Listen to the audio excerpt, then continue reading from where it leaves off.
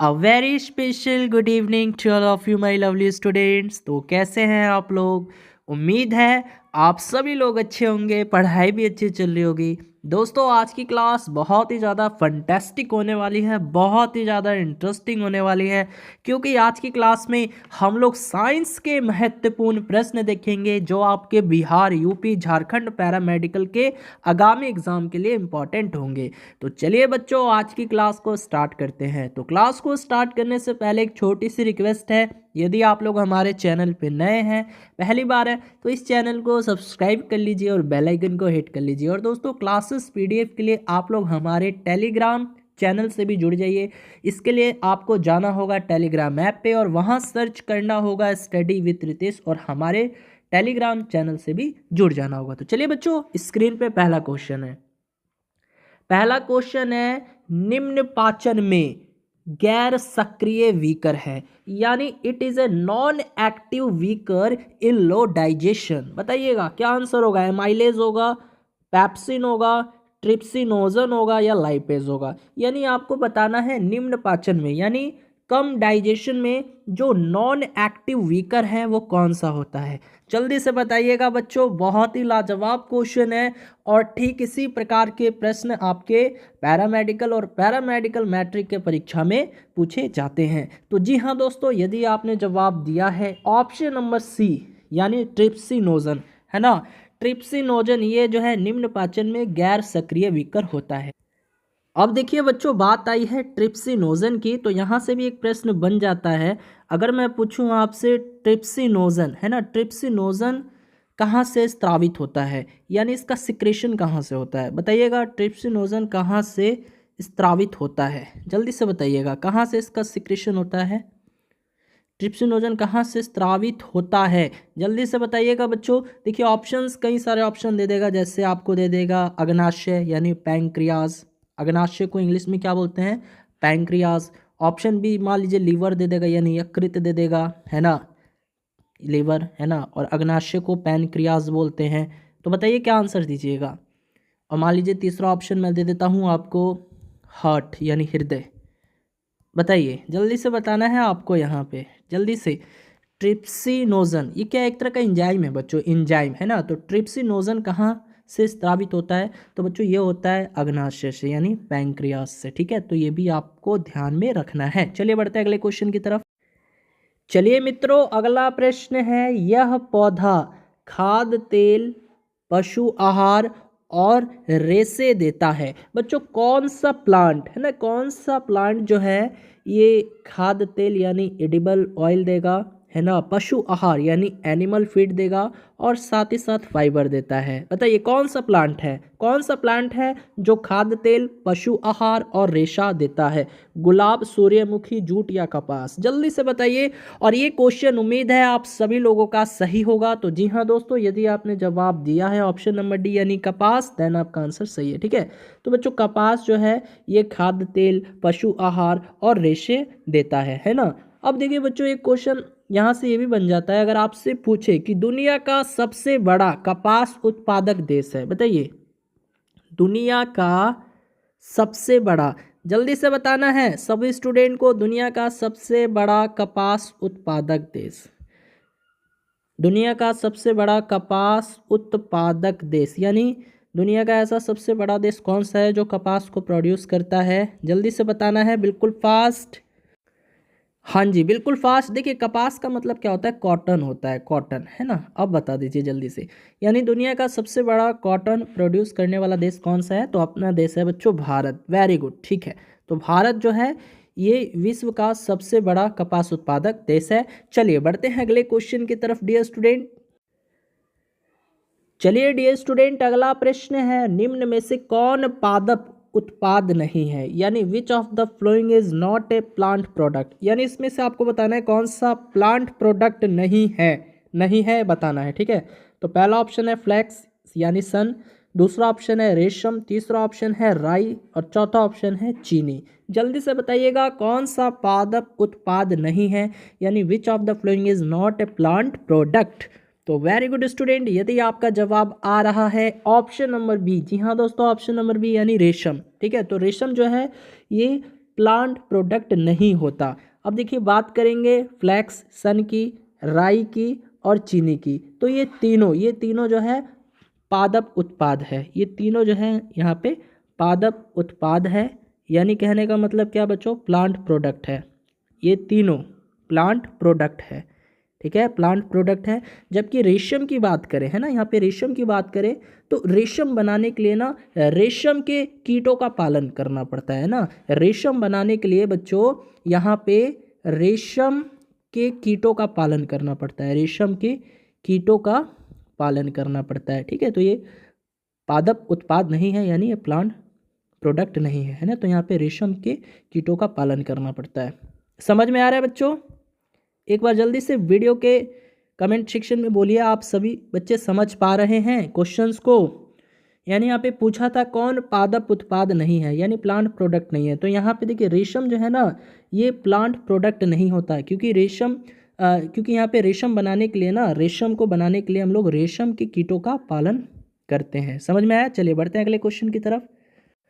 अब देखिए एक क्वेश्चन यहाँ से ये भी पूछ लेता है, बात आई है बच्चों रेशम की, तो रेशम कीट का पालन क्या कहलाता है, बता सकते हैं आप लोग? रेशम कीट का पालन विज्ञान के किस शाखा के अंतर्गत किया जाता है, जल्दी से बताइए। तो रेशम कीट का पालन विज्ञान के किस शाखा के अंतर्गत किया जाता है, बताइए। रेशम कीट का पालन क्या कहलाता है? तो ये बच्चों कहलाता है सेरीकल्चर। आप लोगों ने नाम सुना होगा, सेरीकल्चर, पीसी कल्चर, है ना, ये सब नाम सुने होंगे। तो यहाँ पे आपको ध्यान में रखना है कि रेशम कीट का पालन जो है ये क्या कहलाता है, सेरीकल्चर कहलाता है, ठीक है। चलिए बढ़ते हैं अगले क्वेश्चन की तरफ।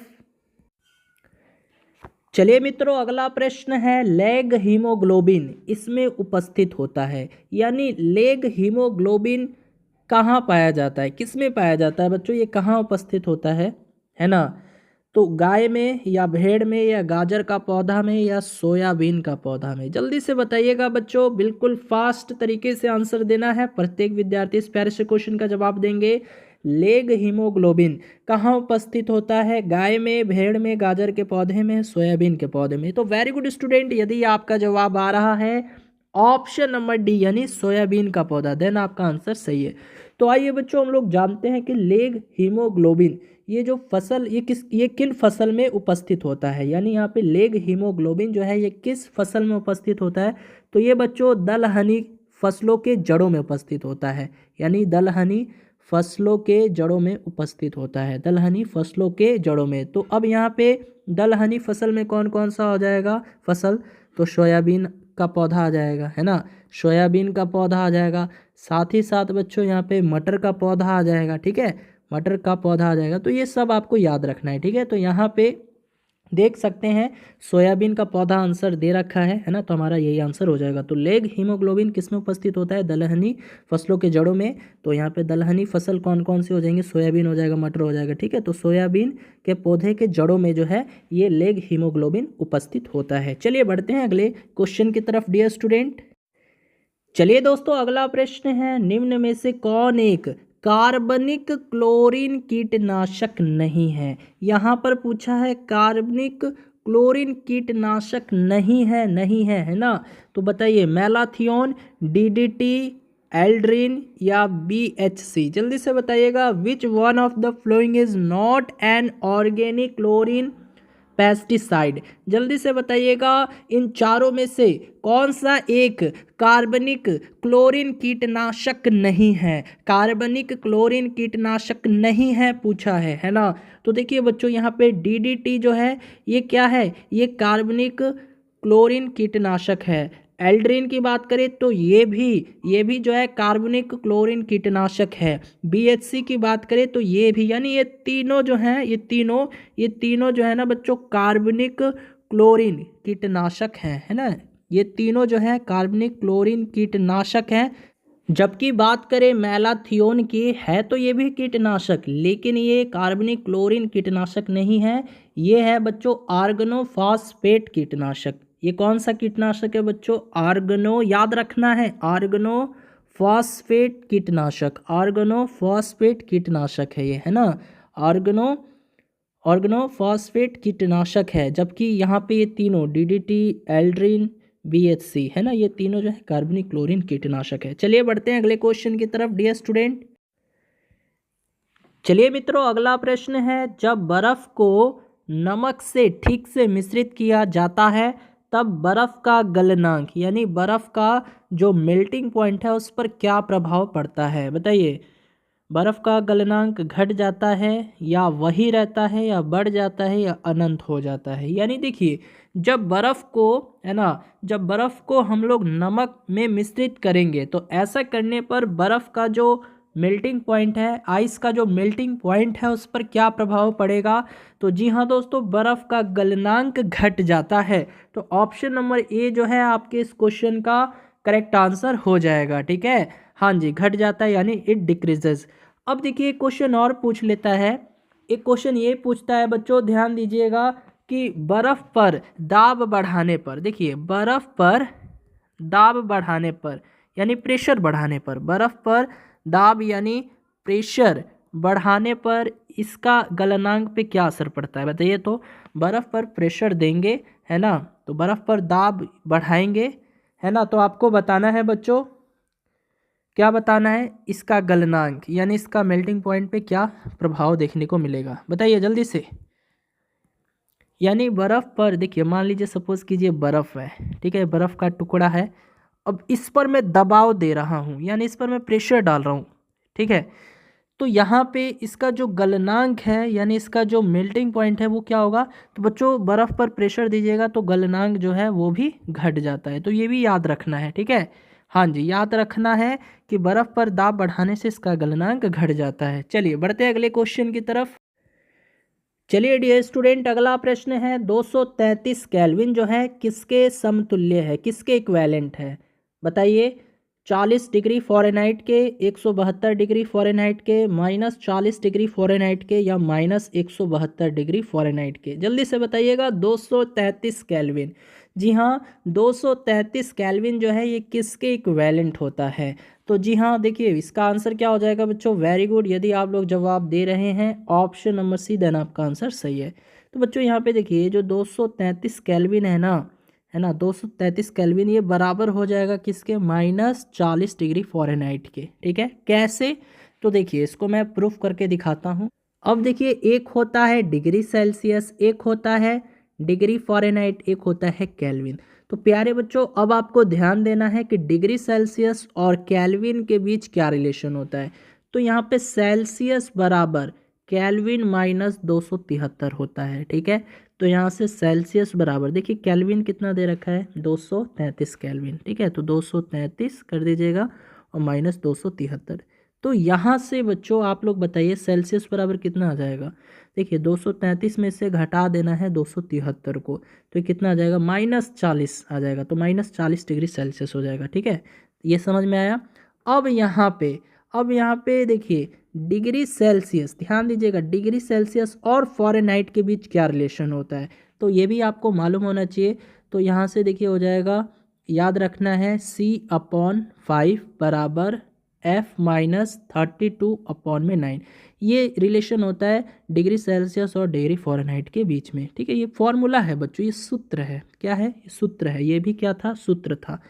यानी कहने का मतलब देखिए, ये था डिग्री सेल्सियस और केल्विन के बीच क्या रिलेशन होता है, क्या फार्मूला होता है, और ये था डिग्री सेल्सियस और फ़ारेनहाइट के बीच में क्या रिलेशन होता है। तो देखिए सी यानी सेल्सियस, सेल्सियस कितना आया? -40 डिग्री, तो -40 कर दीजिए, बट्टा में 5 कर दीजिए, बराबर में F-32/9। तो यहाँ से F नहीं निकल जाएगा। अब इसको देखिए सॉल्व कीजिए, 40 को काटिए 5 के पारा से, तो ये 8, तो यहाँ से -8 हो जाएगा। और -8 में अब 9 से गुना कीजिएगा तो -72 हो जाएगा, और बराबर F-32। तो यहाँ से देखिए तो F-32, अब ये -72 इधर आएगा तो प्लस में हो जाएगा, तो +72 हो जाएगा। तो यहाँ से F बराबर कितना आ जाएगा? देखिए तो F बराबर जो है, इसको कीजिए ना सॉल्व, तो आ जाएगा बच्चों, कितना आ जाएगा बताइए? सभी बच्चे बताएंगे कितना आ जाएगा ये। हाँ जी, कितना आ जाएगा? बिल्कुल फास्ट। तो जी हाँ, ये देखिए आ जाएगा बच्चों F प्लस में 40 डिग्री बराबर 0। तो यहाँ से F बराबर क्या आ जाएगा? F बराबर -40 डिग्री। समझ में आया? तो यहाँ पे -40 डिग्री फ़ारेनहाइट जो है ये आंसर हो जाएगा। ठीक है, चलिए बढ़ते हैं अगले क्वेश्चन की तरफ। चलिए मित्रों, अगला प्रश्न है, निम्नलिखित पदार्थों में से किसकी विशिष्ट ऊष्मा अधिकतम है? यानी स्पेसिफिक हीट बताना है किसकी अधिक है। ऑप्शन है लोहा, पानी, तांबा, पारा। जल्दी से बताइए, निम्नलिखित पदार्थों में से किसकी विशिष्ट ऊष्मा यानी स्पेसिफिक हीट मैक्सिमम है? तो बच्चों याद रखना है किसकी विशिष्ट ऊष्मा अधिकतम होती है, पानी की। ठीक है, तो यहाँ पे ऑप्शन नंबर बी जो है आपके इस क्वेश्चन का राइट आंसर हो जाएगा, क्योंकि यहाँ पे जो पानी की विशिष्ट ऊष्मा होती है ये होती है 4.186 जूल पर ग्राम पर सेंटीग्रेड। ठीक है, ये होती है पानी की विशिष्ट ऊष्मा का मान होता है। ठीक है, चलिए, समझ में आ रहा है बच्चों? एक बार जल्दी से बता दीजिए, सभी बच्चों को समझ में आ रहा है? किसी को कोई दिक्कत, कोई परेशानी तो नहीं है? ओके, चलिए बढ़ते हैं अगले क्वेश्चन की तरफ। चलिए डियर स्टूडेंट, अगला प्रश्न है, एक लोलक की लंबाई दोगुनी कर दी जाती है और बॉब का द्रव्यमान आधा कर दिया जाता है, तो इसका आवर्तकाल हो जाएगा। बच्चों, एक लोलक है जो कि कुछ इस प्रकार होता है और इसी में एक बॉब है, समझते हो ना? ये बॉब गोल टाइप का है, ये बॉब है। ठीक है, तो आप लोग आवर्तकाल समझते हो। देखिए, एक बार ये इधर जाएगा फिर आएगा, फिर एक बार इधर जाएगा फिर आएगा। ठीक है, समझ में आ रहा है बच्चों? तो यहाँ पे देखिए, लोलक की जो लंबाई है ना, इसको दुगनी कर दी जाती है। ठीक है, और ये जो बॉब है इसका द्रव्यमान आधा कर दिया जाता है, तब आपसे आवर्तकाल पूछा है क्या होगा। ठीक है, देखिए बहुत ही झकास क्वेश्चन है। कैसे हम लोग इस क्वेश्चन को बनाएंगे तो आपको ध्यान में रखना है। तो सबसे पहले आप लोग मुझे ये बताइए बच्चों कि जो आवर्तकाल होता है उसका फॉर्मूला क्या होता है। तो देखिए, आवर्तकाल है, इसको कैपिटल टी से डिनोट करते हैं। तो आवर्तकाल बराबर हो जाता है 2 पाई अंडर रूट में L अपॉन स्मॉल जी, ये होता है ना। अब देखिए बच्चों, यहाँ पे एक चीज़ और ध्यान में रखना है कि जो पेंडुलम है, पेंडुलम का जो आवर्तकाल है वो मास पे डिपेंड नहीं करता। यानी पेंडुलम का ये जो आवर्तकाल देख रहे हो ये मास पे डिपेंड नहीं करता, क्योंकि आपको कहीं मास नज़र आ रहा है क्या? एम नज़र आ रहा है क्या? कहीं भी एम नज़र आ रहा है? इनमें कहीं भी एम है क्या? मास है? नहीं है ना।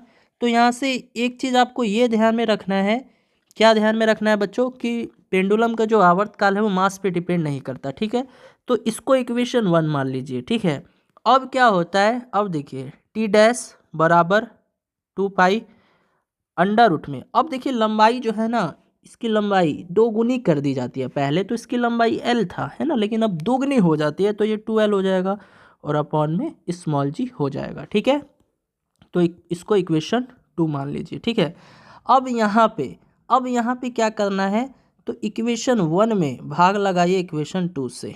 यानी इक्वेशन 1 क्या है, देखिए, तो इक्वेशन 1 यही हो जाएगा ना, टी बराबर आपका हो जाएगा 2 पाई अंडर रूट में L अपॉन जी, और इक्वेशन 2 क्या हो जाएगा, देखिए टी डैश और अपॉन में क्या हो जाएगा बच्चों, 2 पाई अंडर रूट में 2L अपॉन में जी। तो देखिए, तो बच्चों यहाँ से 2 पाई से 2 पाई कैंसिल हो जाएगा, कैंसिल हो जाएगा ना। तो यहाँ से टी अपॉन टी डैश बराबर, अब यहाँ से देखिए, तो यहाँ से इसको हम लोग बोल सकते हैं अंडर रूट L अपॉन जी। ठीक है, अब देखिए यहाँ पे अपॉन, अब यहाँ पे देखिए तो अंडर रूट में 2L अपॉन जी है, अंडर रूट में 2L अपॉन जी, तो अंडर रूट 2 निकाल लेते हैं बाहर। तो अंडर रूट 2 निकाल लेंगे तो यहाँ क्या बच जाएगा, अंडर रूट L अपॉन जी। तो ये भी से इससे भी ये भी कैंसिल हो गया। ठीक है, तो यहाँ से आपको पता चल गया बच्चों कि टी बराबर क्या मिला, टी डैश और इंटू में √2, यही मिला ना। तो यही आपके आंसर हो जाएगा। यानी यहाँ से जो देखिए आवर्तकाल है ना, पहले वाला जो आवर्तकाल है वो नए वाले आवर्तकाल के √2 गुना के बराबर होगा। समझ में आया? तो यहाँ से क्या होगा, √2 गुना, देखिए पहले वाला जो आवर्तकाल है वो नए वाले आवर्तकाल के √2 गुना के बराबर है। यानी ऑप्शन नंबर डी जो है आपके इस क्वेश्चन का करेक्ट आंसर हो जाएगा। चलिए बढ़ते हैं अगले क्वेश्चन की तरफ।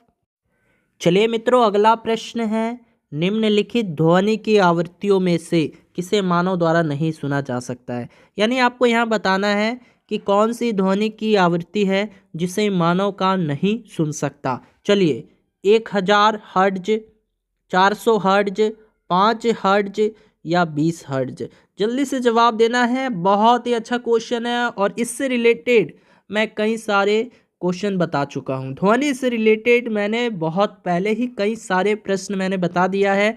तो बच्चों आप लोगों से क्वेश्चन गलत नहीं होना चाहिए, हर एक स्टूडेंट इस क्वेश्चन का जवाब देंगे। तो वेरी गुड, यदि आपने जवाब दिया है ऑप्शन नंबर सी, जी हाँ ऑप्शन नंबर सी, क्योंकि मैंने आपको बता रखा है कि मनुष्य द्वारा जो है 20 हर्ट्ज से 20,000 हर्ट्ज, है ना, मैंने आपको बता रखा है कि मनुष्य द्वारा 20 हर्ट्ज से 20,000 हर्ट्ज तक की श्रव्य ध्वनि सुना जाता है ना। मनुष्य जो है, मानव कान है, वो 20 हर्ट्ज से 20,000 हर्ट्ज तक की ध्वनि तरंगों को सुन सकता है ना। और इसी को हम लोग क्या कहते हैं, श्रव्य ध्वनि तरंगे, है ना, जो मानव कान सुन सकता है, श्रव्य ध्वनि तरंग। और इसका रेंज क्या होता है बच्चों, तो ये आपको मैंने बता दिया, 20 हर्ट्ज से 20,000 हर्ट्ज तक के बीच की आवृत्ति होती है ना। चलिए अभी देखिए, मैंने आपको ये भी बता दिया है अवश्रव्य ध्वनि है, ये 20 हर्ट्ज से नीचे की आवृत्ति होती है, 20 हर्ट्ज से नीचे की आवृत्ति वाली आवाज़ होती है ना। इसके बाद मैंने आपको प्राश्रव्य ध्वनि तरंग के बारे में भी बता रखा है कि इसका रेंज क्या होता है बच्चों, तो इसका जो रेंज होता है वो 20,000 हर्ट्ज से अधिक होता है ना। इसका जो रेंज होता है 20,000 हर्ट्ज से अधिक होता है, ठीक है।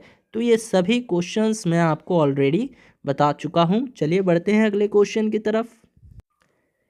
चलिए अगला प्रश्न है, दांतों की परीक्षा के लिए यानी दांतों की जांच करने के लिए दांतों के डॉक्टर प्रयोग में लाते हैं। बच्चों दांतों की जांच करने के लिए दांतों के जो डॉक्टर होते हैं वो किस दर्पण का यूज प्रयोग में लेकर आते हैं या किस लेंस का प्रयोग का यूज करते हैं, जल्दी से बताइएगा, बताइए जल्दी से। अवतल दर्पण, समतल दर्पण, उत्तल दर्पण या समउत्तल लेंस। यानी मान लीजिए किसी भी व्यक्ति का दांत में प्रॉब्लम है, दांत में पैरिया वगैरह है ना, कोई भी तरह का दिक्कत है दांत में, तो आप लोग दांत वाले डॉक्टर के पास जाते हो ना, तो दांत वाले जो डॉक्टर होते हैं वो किस दर्पण का प्रयोग करते हैं आपकी दांतों को जांच करने के लिए, है ना। हाँ जी, तो वेरी गुड, हाँ जी, यदि आपने जवाब दिया है अवतल दर्पण यानी ऑप्शन नंबर ए, देन आपका आंसर सही है ना। तो अवतल दर्पण का यूज डॉक्टरों द्वारा किया जाता है, ठीक है। अब देखिए बच्चों, मैं बता देता हूँ अवतल दर्पण का यूज क्या क्या होता है। तो देखिए दाढ़ी बनाने में, है ना, दाढ़ी बनाने में भी जो है अवतल दर्पण का यूज किया जाता है ना। सोलर कुकर में भी जो है बच्चों अवतल दर्पण का यूज किया जाता है, सोलर कुकर में भी, ठीक है। और देखिए निकट दृष्टि दोष का निवारण करने के लिए वहाँ अवतल लेंस का प्रयोग किया जाता है ना। यानी मायोपिया में किस लेंस का प्रयोग किया जाता है बच्चों, तो कनिकेव लेंस का प्रयोग किया जाता है ना। यानी निकट दृष्टि दोष जिसको मायोपिया बोलते हैं, मायोपिया, है ना, मायोपिया। तो निकट दृष्टि दोष के निवारण के लिए, है ना, के निवारण के लिए किस लेंस का प्रयोग किया जाता है बच्चों, तो ये अवतल लेंस यानी कनकेव लेंस का प्रयोग किया जाता है, ठीक है। चलिए बहुत अच्छी बात है, सभी स्टूडेंट बता पा रहे हैं। अच्छा, अवतल दर्पण का प्रयोग तो जान लिया आप लोग, है ना। अवतल दर्पण का ये प्रयोग है क्या क्या, दाढ़ी बनाने में, सोलर कुकर में, और साथ ही साथ डॉक्टरों द्वारा आँख, गला, नाक ये सब जांच करने में, है ना। तो ये तो जान लिए। अब उत्तल दर्पण के बारे में भी जान लीजिए कुछ पॉइंट्स, क्योंकि उत्तल दर्पण यानी कन्वेक्स मिरर भी बहुत इंपॉर्टेंट हो जाता है। तो उत्तल दर्पण का देखिए प्रयोग कहाँ कहाँ होता है, तो गाड़ी के हेडलाइट में साइड मिरर के रूप में होता है ना, लिख लीजिए, इसका भी प्रयोग लिख लीजिए, गाड़ी के हेडलाइट में। क्या लिखना है, गाड़ी के हेडलाइट में साइड मिरर के रूप में इसका यूज करते हैं लोग, है ना, साइड मिरर के रूप में। साथ ही साथ बच्चों सर्च लाइट में, ठीक है, सर्च लाइट में भी जो है इसका प्रयोग होता है। ओके, तो ये आपको याद रखना है। अब देखिए दूरदृष्टि दोष के निवारण के लिए किस लेंस का प्रयोग किया जाता है, हाइपरमेट्रोपिया। दूरदृष्टि दोष जिसको हाइपरमेट्रोपिया कहते हैं, क्या कहते हैं बच्चों, हाइपरमेट्रोपिया। तो जल्दी से बता दीजिए, हाइपरमेट्रोपिया यानी दूरदृष्टि दोष के निवारण के लिए किस लेंस का प्रयोग किया जाता है, तो इसके लिए जो है उत्तल लेंस का प्रयोग किया जाता है, कन्वेक्स लेंस, ठीक है। चलिए बढ़ते हैं अगले क्वेश्चन की तरफ। चलिए मित्रों, अगला प्रश्न है, कोल तार के किस प्रभाज में प्रभाजी आसवन के दौरान फिनाइल प्राप्त होता है। बच्चों सबसे पहले आप लोग ये जानिए कि प्रभाजी आसवन क्या है, ठीक है। तो बच्चों देखिए प्रभाजी आसवन क्या है ये, तो यह एक औद्योगिक प्रक्रिया है, यानी यह एक इंडस्ट्रियल प्रोसेस है, यानी इसका प्रयोग इंडस्ट्रियल वगैरह में किया जाता है। तो ये एक ऐसी औद्योगिक प्रक्रिया है जिसके द्वारा, है ना, जिसके द्वारा किसी मिश्रण के अवयव को अलग अलग किया जाता है ना, यानी इसके द्वारा, है ना, इसके द्वारा जो है बच्चों किसी भी मिश्रण को, है ना, किसी भी मिश्रण के अवयव को, किसी भी मिश्रण के अवयव को यानी कंपोनेंट्स को अलग अलग किया जाता है ना। तो यही हमारा क्या हो जाता है बच्चों, प्रभाजी आसवन विधि। ठीक है, ये एक विधि है। ठीक है, ये क्या है बच्चों, एक मेथड है, एक विधि है। तो इस विधि से आप लोग क्या समझे, औद्योगिक प्रक्रिया है और इसके द्वारा जो है किसी भी मिश्रण के अवयव को यानी किसी भी मिक्सचर के कंपोनेंट्स को अलग अलग किया जा सकता है। ठीक है, तो अब आपको यही बताना है कि इस प्रभाजी आसवन के दौरान, है ना, जो फिनाइल है वो प्राप्त होता है। तो ये कोलतार के किस प्रभाज में, यानी इस प्रभाजी आसवन के दौरान जो फिनाइल प्राप्त होता है वो किस तेल से प्राप्त होता है, लाइट तेल, मिडिल तेल, हेवी तेल या एंथ्रासीन तेल। तो बच्चों डायरेक्ट याद कर लीजिएगा कि इस प्रभाजी आसवन के दौरान जो फिनाइल प्राप्त होता है वो मिडिल तेल से प्राप्त होता है ना, मिडिल तेल से। तो ऑप्शन नंबर बी जो है आपके इस क्वेश्चन का राइट आंसर हो जाएगा। ठीक है, तो इस प्रभाजी आसवन के दौरान फिनाइल जो है ये प्राप्त होता है मिडिल तेल के द्वारा। ठीक है, चलिए बढ़ते हैं अगले क्वेश्चन की तरफ। अब देखिए क्वेश्चन और हो जाता है बच्चों, कभी कभी पूछ लेता है कि कोल तार के प्रभाजी आसवन के बाद बेंजीन ये निम्न में से कौन से तेल द्वारा प्राप्त होता है। देखिए मान लीजिए प्रश्न ये पूछ दे कि कोल तार के प्रभाजी, कोल तार के प्रभाजी आसवन के बाद,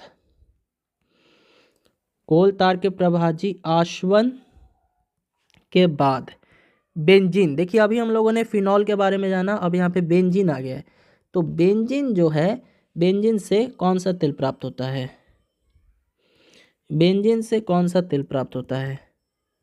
यहाँ पूछा था ये जो फिनॉल है किसके द्वारा प्राप्त होता है ना, ये जो प्रभाजी आसवन के दौरान जो है फिनॉल प्राप्त होता है तो ये किस तेल के कारण होता है, तो ये तो मिडिल तेल के कारण होगा। लेकिन यहाँ पे पूछा है बेंजीन से कौन सा तेल प्राप्त होता है, बताइए बेंजीन से कौन सा तेल प्राप्त होता है। तो ये भी याद रखना है बच्चों, कौन सा, जल्दी बताइए, सभी बच्चे बताएंगे। ऑप्शन देखिए, ऑप्शन देखिए, मैं डायरेक्ट आंसर बता देता हूँ, हल्का तेल होगा। ठीक है, हल्का तेल याद रखना है। तो प्रश्न अगर ये पूछे कि कोलतार के प्रभाजी आसवन के बाद बेंजीन से कौन सा तेल प्राप्त होता है, तो ये हल्का तेल प्राप्त होता है। डायरेक्ट याद कर लीजिएगा। ठीक है, प्रश्न पूछा जा चुका है इसीलिए मैंने आपको बता दिया। चलिए बढ़ते हैं अगले क्वेश्चन की तरफ। चलिए स्टूडेंट, अगला प्रश्न है नायलॉन 6060, इसका उदाहरण है। और ये क्वेश्चन मैं वीवीआई करूँगा, इसको वीवीआई के अंतर्गत रखूँगा, इस पर स्टार लगा लीजिएगा। ठीक है बच्चों, बहुत ही ज़्यादा इंपॉर्टेंट है। नायलॉन 6060 ये किसका एग्जाम्पल है, पॉलीस्टोराइन का, पॉलीप्रोपिलीन का, पॉलीएमाइड का या पॉलीआइसोप्री का, जल्दी से बता दीजिए बच्चों, बहुत ही अच्छा क्वेश्चन है ना। तो जी हाँ दोस्तों, यदि आपने जवाब दिया है ऑप्शन नंबर सी, डायरेक्ट याद कर लेना है कि नायलॉन 6060 ये किसका एग्जाम्पल है, पॉलीएमाइड का है। पॉलीएमाइड का मतलब क्या, ऐसा पॉलीमर जिसके पास large number of amide bond होता है ना, यानी बोल सकते हो ऐसा पॉलीमर, है ना। देखिए यहाँ पे पॉलीएमाइड का मतलब होता है ऐसा पॉलीमर जिसके पास जो है लार्ज नंबर ऑफ, क्या बच्चों, large number of amide bonds होता है, उसी को पॉलीएमाइड कहते हैं। ठीक है, तो आपको याद रख लेना है कि नायलॉन 6060 जो है इसका सबसे बेस्ट एग्जाम्पल हो जाता है। ठीक है, चलिए चलिए बढ़ते हैं अगले क्वेश्चन की तरफ। चलिए मित्रों, अगला प्रश्न है निम्न में कौन अपमार्जक को प्रदर्शित करता है, which of the flowing represent a detergent. बताइए, RONA या RCOONA या RCOOR- या आपको बताना है RC6H4SO3Na, यानी RC6H4SO3Na। जल्दी से बताइएगा यहाँ पे अपमार्जक को कौन प्रदर्शित करता है। तो बच्चों सबसे पहले हम लोग ये जानेंगे कि अपमार्जक होते क्या हैं, है ना। अपमार्जक क्या होते हैं ये जानेंगे। तो देखिए बच्चों, अपमार्जक जो है ना, अपमार्जक, ठीक है ध्यान दीजिएगा, अपमार्जक जो है ये एल्किन प्रकार के हाइड्रोकार्बन के सल्फोनिक लवणों के सोडियम या पोटेशियम लवण होते हैं। आइए इसका डेफिनेशन लिख लेते हैं। अपमार्जक जो है ये एल्किन प्रकार के हाइड्रोकार्बन, ये एल्किन प्रकार के हाइड्रोकार्बनों के सल्फोनिक लवण है, हाइड्रोकार्बनों के सल्फोनिक लवणों के सोडियम। देखिए अच्छे से डेफिनेशन लिखिएगा, इसी में क्लियर हो जाएगा, है ना। तो अपमार्जक एल्किन प्रकार के हाइड्रोकार्बनों के सल्फोनिक लवणों के सोडियम या पोटेशियम लवण होते हैं, पोटेशियम लवण होते हैं, है ना। और इनमें होते हैं, और इनमें जो है ना बच्चों, इनमें SO3 समूह होता है, ठीक है। तो देखिए इसी को जो है हम लोग क्या कहते हैं, अपमार्जक कहते हैं। अब मुझे एक चीज़ बताइए यहाँ पे, देखिए इसमें तो सोडियम या पोटेशियम लवण रहेगा, तो देखिए तो सोडियम इसमें भी है, इसमें भी है, इसमें भी है, यानी इसमें भी सोडियम है लवण, इसमें भी है Na यानी सोडियम, इसमें भी है सोडियम, ठीक है। लेकिन इसमें जो है SO3 जो समूह है ये उपस्थित रहेगा, SO3 ग्रुप उपस्थित रहेगा। तो देखिए तो किस में, इसमें है क्या, नहीं है, इसमें भी नहीं है, इसमें भी नहीं है। देखिए यहाँ पे SO3 Na है ना। तो यहाँ पे अपमार्जक क्या हो जाएगा बताइए, अपमार्जक को कौन प्रदर्शित करेगा, तो very good, option number D, यानी ये जो देख रहे हैं आप लोग, है ना, RC6H4SO3 Na, ठीक है। चलिए बहुत अच्छी बात है, बढ़ते हैं अगले क्वेश्चन की तरफ। चलिए मित्रों अगला प्रश्न है, तेलों में निम्न क्रियात्मक समूह होता है, तेलों में कौन सा फंक्शनल ग्रुप होता है, एस्टर होता है, ईथर होता है, अल्कोहल होता है, या कार्बोक्सिलिक अम्ल होता है, जल्दी से बताइएगा। और आज की क्लास का ये लास्ट क्वेश्चन है बच्चों। देखिए ऐसे ही क्वेश्चंस आपके पैरामेडिकल में पूछे जाते हैं, ठीक है। तो जितने भी क्वेश्चंस मैं करवाता हूँ हर एक क्वेश्चन को अच्छे से नोटबुक में नोट करते हुए चलना है बच्चों, और साथ ही साथ जितना भी एक्स्ट्रा पॉइंट्स मैं आपको लिखवाता हूँ बताता हूँ उन सभी एक्स्ट्रा पॉइंट्स को भी आपको नोट डाउन करना है। ऐसा नहीं है कि मैंने 1 से लेकर 15 तक क्वेश्चन करवाया हो गया बस वही का ABCD करके लिख लिए, नहीं, जितना भी एक्स्ट्रा पॉइंट्स बताया जाता है ना, ऑप्शंस को भी कोई ऑप्शंस को भी मैं एक्सप्लेन करता हूं, तो हर एक ऑप्शंस को अच्छे तरीके से लिखते हुए चलना है, ठीक है। तो जल्दी से बता दीजिए, आज की इस क्लास का लास्ट क्वेश्चन है बच्चों, तेलों में कौन सा क्रियात्मक समूह होता है, तो बच्चों ये होता है एस्टर। जी हाँ, यदि आप लोग जवाब दे रहे हैं ऑप्शन नंबर ए, देन आपका आंसर सही है, ठीक है। चलिए बहुत अच्छी बात है। तो चलिए बच्चों आज की इस क्लास में इतना ही। अगर आज की क्लास अच्छी लगी हो, इंटरेस्टिंग लगी हो, तो इस क्लास को लाइक दे दीजिएगा। मिलते हैं अगली क्लास में नई जोश नई उमंग के साथ, तब तक ले bye bye, tata, take care, good night.